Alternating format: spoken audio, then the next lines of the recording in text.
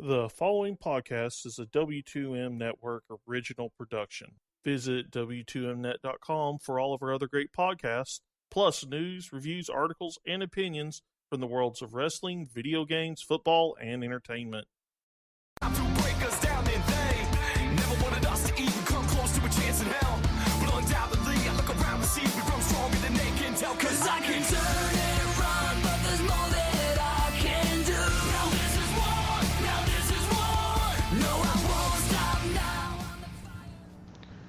Hello and welcome to the Wrestling to the MAX WWE 205 live review for July 11, 2017. I am your host, Sean Garmer, and here with me is not Paul Leazar.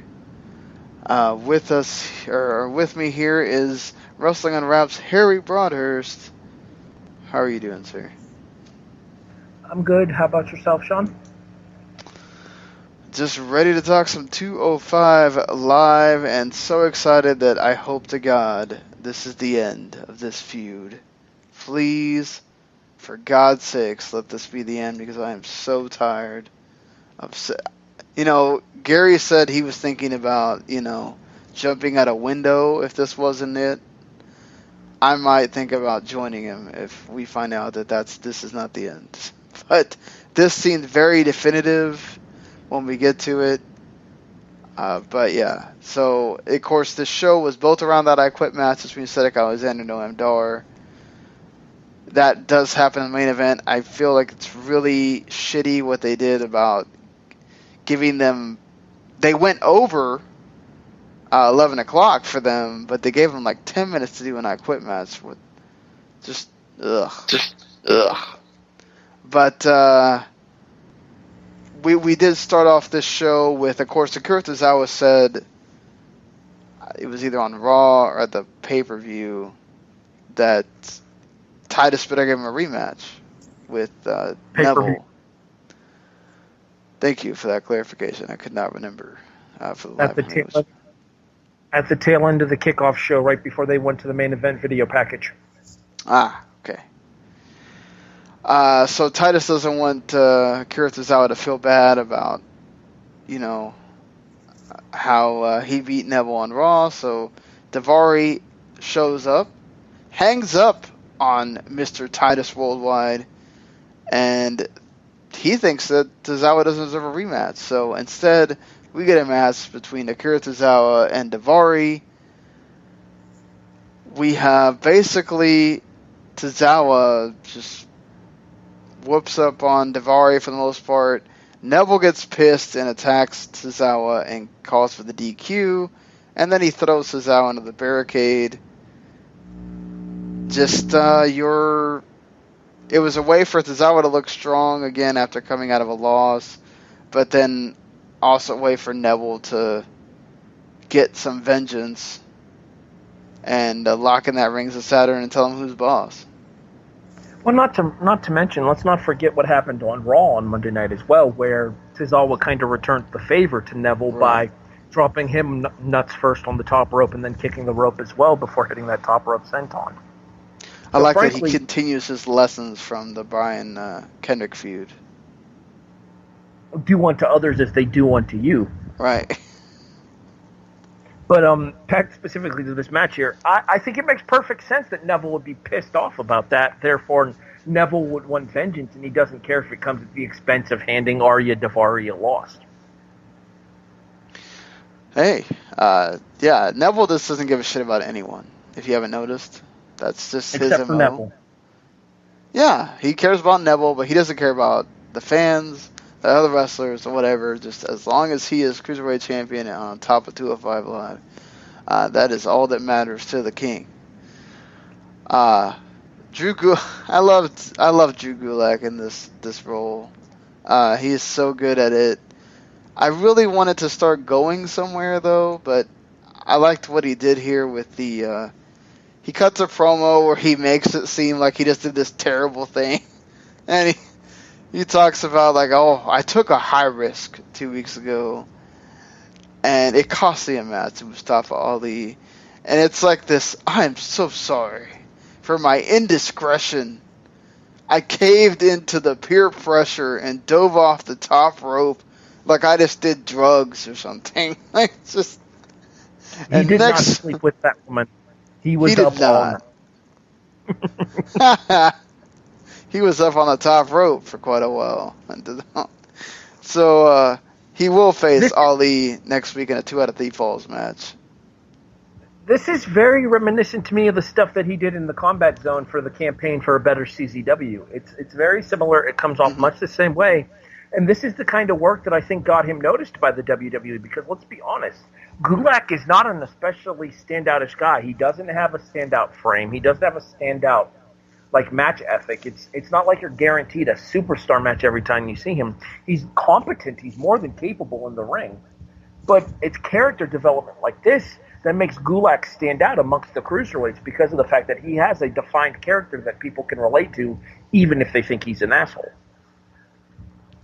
Yeah, exactly. I think also it allows him to show off his chops of being able to cut a promo, and not and he is a very, very good wrestler. Just he's in the ring. He borders on, some people may find him boring, I guess. And so, dull. Yeah, dull. That's a better word. It just.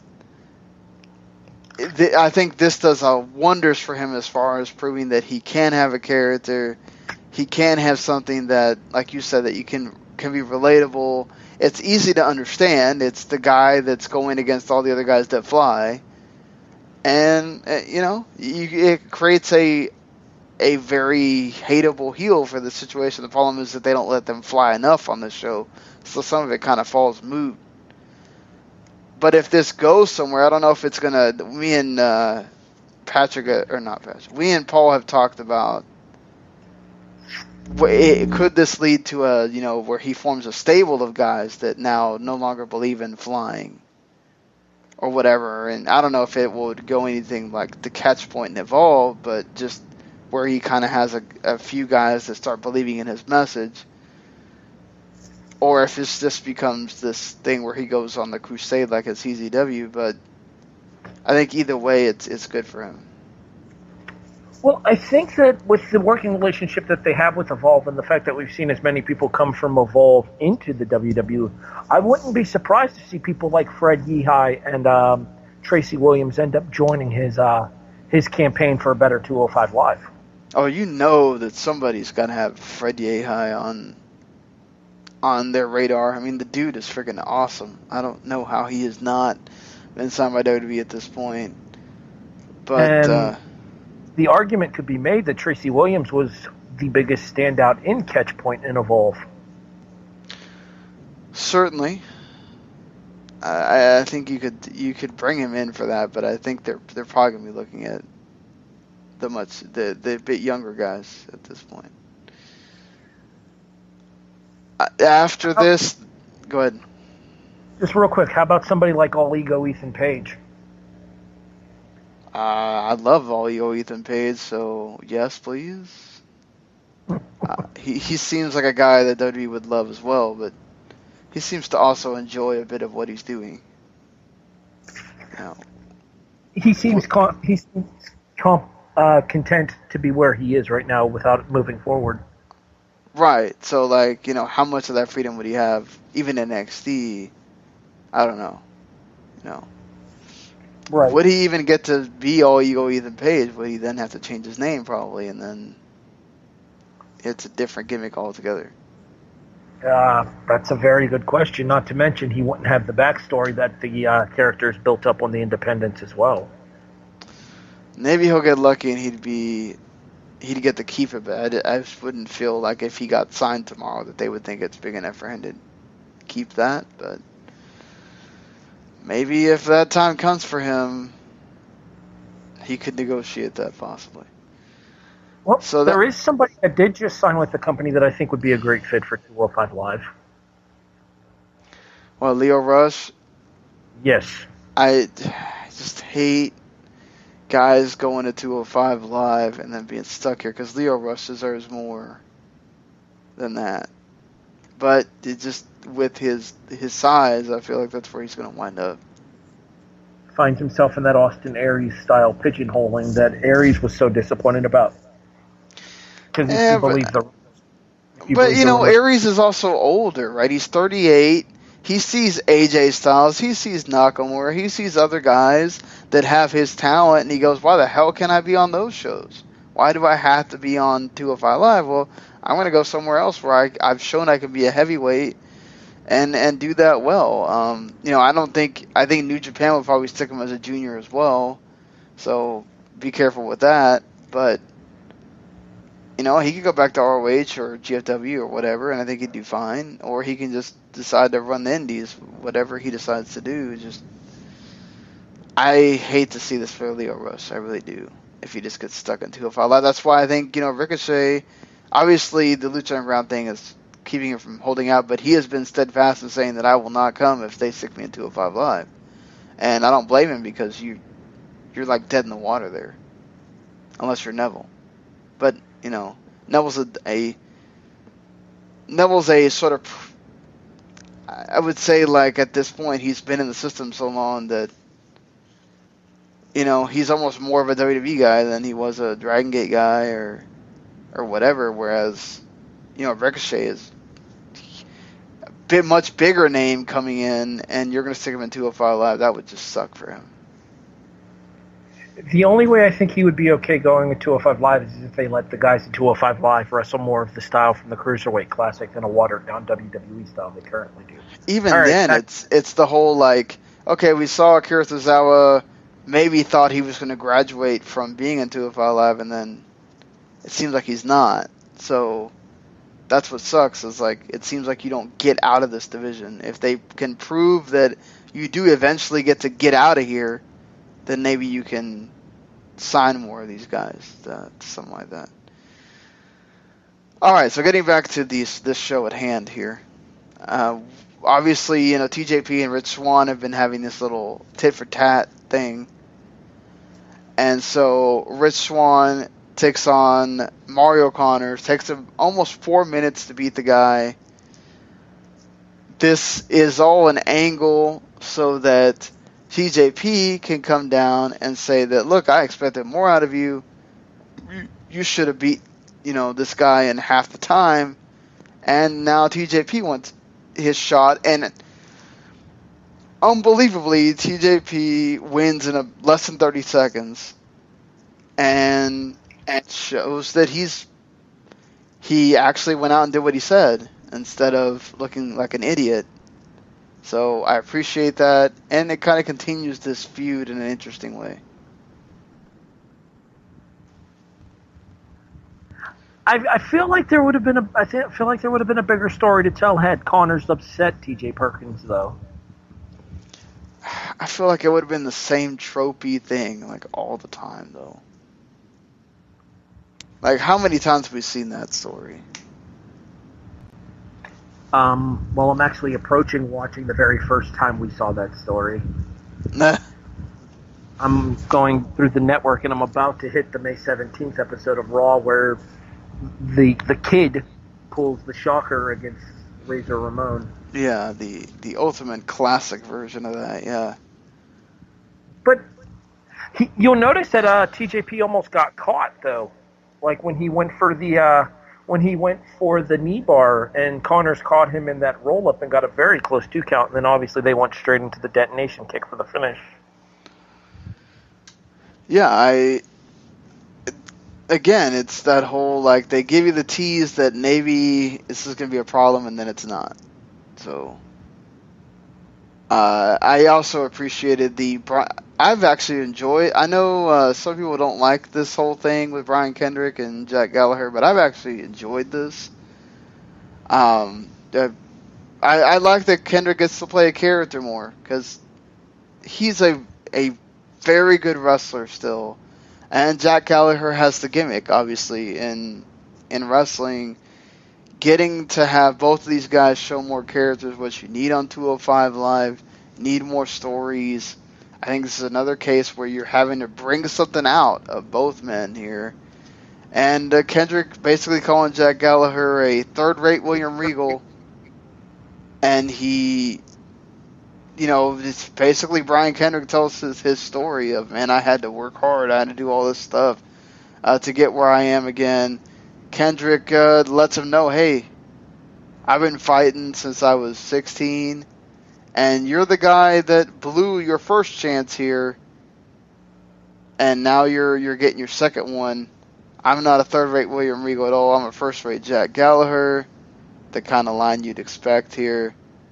Gallaher knocks Kendrick to the floor, and then Kendrick attacks Gallaher with his own umbrella. What an asshole. That is like the fifth or sixth William to be destroyed in the course of Jack Gallaher's WWE run. The William family should go on strike.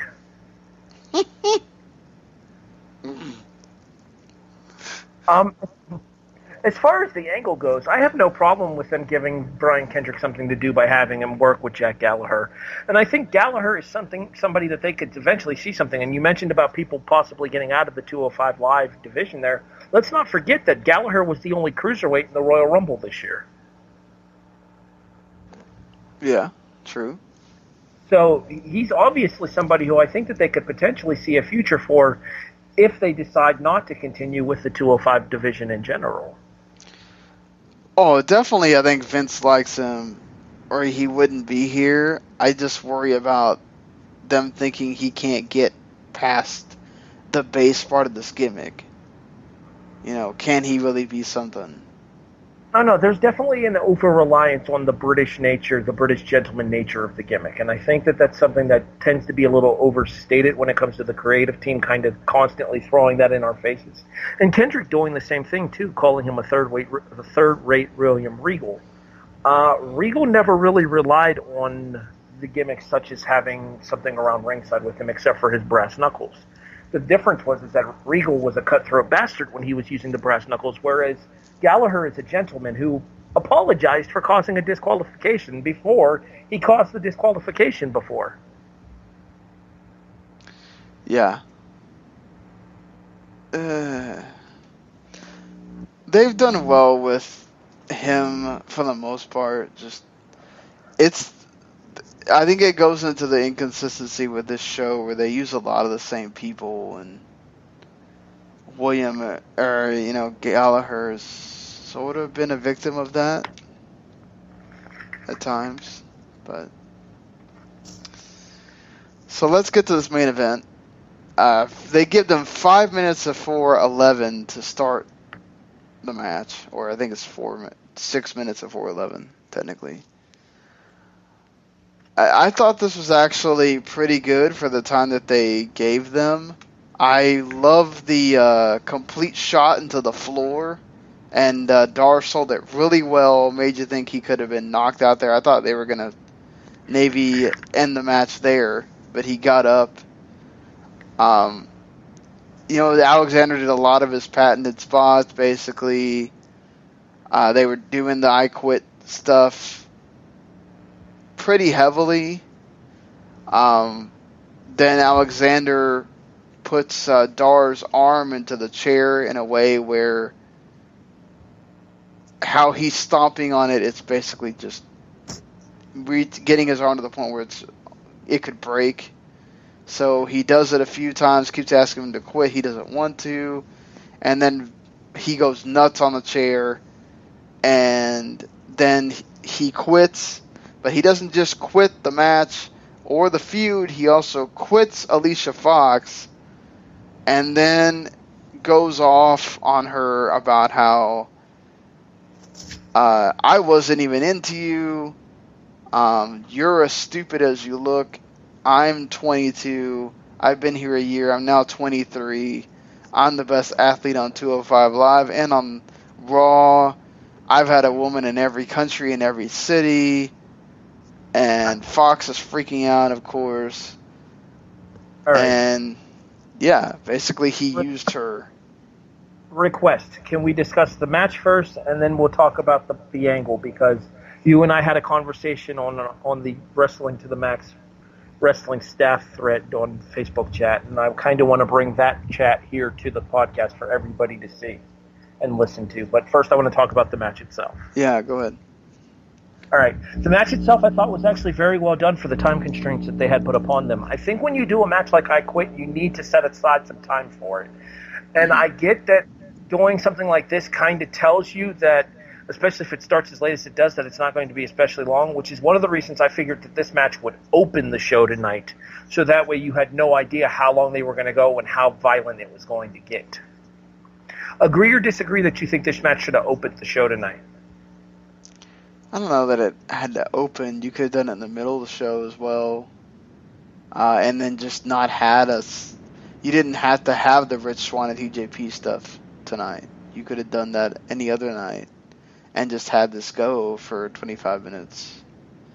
If you really wanted to. Yeah, my thought process to that is that they set up these matches that have people invested, the matches that people want to see, and then they just don't give them the time to deliver the kind of performance that needs to be delivered to have those kind of matches, which is one of the reasons I'm really nervous about Mustapha Ali and Dragula's 2 out of 3 falls match next week, because odds are, if they go 2 out of 3 falls, but it lasts 10 minutes, who's going to care? Right, yeah, exactly. And if you're trying to rush through all these falls, you got to give them time to breathe. I hope they do. I mean, if they give them 15 minutes, somewhere around there, I think I'd be okay with it. Just, I don't want to see them try to do this in like 8 minutes or something. It would suck. Absolutely. All right, now let's bring our conversation from the wrestling thread into the actual 205 Live show here. Go ahead and give your thoughts first, and then I will explain mine. I think it's fine that Dar is ending it with Alicia Fox. Obviously, boasting about yourself is something that a heel does. It's just, I did not think that it was necessary to sort of being insulting her and then just, okay, she used you. Somehow, for some reason, she came back. And then, because I guess, Rich Swann didn't want her. And then, now you using her. Why didn't you just not take her back the first time? I just don't see how using her again is any... for me, period, this was not the great way. This is a very main roster, old school, old attitude era main roster use of the women. I thought we'd gotten past that. I get what Vince was trying to do. I think it might have worked in some context, but the feud went too long. And then to sort of go this route to get rid of her, when you could have just said, look, you're crazy and I'm leaving you. I think that would have worked just fine. Just I used you, I would have used you. It makes them both look stupid, honestly. All right, so I'm going to touch on all of the points that you just raised there, the first of which being the fact that why would he take her back in the first place? He actually addressed that himself. He says that the notoriety of being with somebody like Alicia is going to get him noticed by management in the WWE because he's coming into a unfamiliar territory here in the WWE, whereas whether fans want to admit it or not, Alicia Fox has been in the WWE for almost a decade now. Scary to think about, isn't it? Yeah, but do people really care? The casual fan, probably not. But to maybe Noam's looking at it like management obviously sees something in her to keep her around. So if they're going to keep her around, if he's associated with her, they're going to keep him around. It does make him stand out from you're the only one with a woman on that roster. Number 2, they had the match on Raw where Noam got pinned by Cedric. And then there was a backstage segment where Cedric said that he was ready to move on, and Alicia coddled up to him and said, no, you move on when I say we're done with him. You move on when you make him quit. I want you to take him out of the WWE. And you can see Noam roll his eyes as she says that. And the fact that he's being forced into another match with this guy that he obviously has no interest in having. And then look at the toll that this particular match took on him. Look at all of the damage that he went through in the course of this match. Look at the fact that his hand was more or less mangled inside of that steel chair for the finish there. It makes perfect sense that he's going to be visibly pissed off at her for getting him into this contest in the first place. I understand all that. The other point that I wanted to raise here is if this gets Alicia Fox off at 205 Live, period, so much the better. We'll see, because I'd assume that she has to have her vengeance at least on Raw. So. And if they can sustain it to Raw, I would be okay with that. If it continues to bleed over into 205 Live, then I will take back the benefit of the doubt that I am currently giving it. As far as the your whole theory about this being a very Attitude Era way to use the women, I don't think anybody's going to complain about Alicia Fox not being in the ring as often as she should be. No, I'm not saying she needs to be in the ring. I'm saying that it's just, I don't know. In a world where we need more managers, this was not the greatest way to really show us that we need them. And just, it continues her character that she's had for like a long time and all this stuff, but I don't know. I just don't know how this really it got to the point where just you're so tired of it. So did it really help anybody? That's the point. I think that this is perfectly suitable as a blow-off match, and they need to move on to Noam Dar versus somebody else, and Cedric Alexander, and be able to take Noam Dar seriously, which is another problem. And Cedric Alexander needs to move onward and upward into the upper echelon of the Cruiserweight division, which is where he belongs. Yeah, he's definitely probably going to be the next challenger for Neville. Or you can even have a Tozawa versus Neville if Tozawa winds up being the guy that they feel like is worth removing Neville from that championship, since Austin Aries couldn't be that guy. I made the bold prediction back around WrestleMania, even before the program started with Aries, that the man who was going to take the Cruiserweight title off of Neville was going to be Akira Tozawa. I stand by that. I hope that prediction is true, just because I want to see him win the title. But, you know, the way they are with Neville, they really love him, and I don't blame them. He's been awesome in this role. Just somebody's got to beat the man. Somebody's got to beat him. All right, so if that is what we're doing, that's all we have for 205 Live here. Next week, of course, we'll be talking more about the show. Make sure you check out all of our other content on WTMNet.com or the WTM Network, where you can find Harry's podcast, Wrestling Unwrapped, and of course all of our Wrestling to the Max stuff, as well as the Running Wild podcast, Shooting the Shiznit. Any other? We have all the entertainment stuff and video games, football, soccer. It's all there now. Robert Taylor even started MMA to the Max, so more great stuff coming for you guys, and hope you all enjoy it. And until next week, we'll see you later, everybody.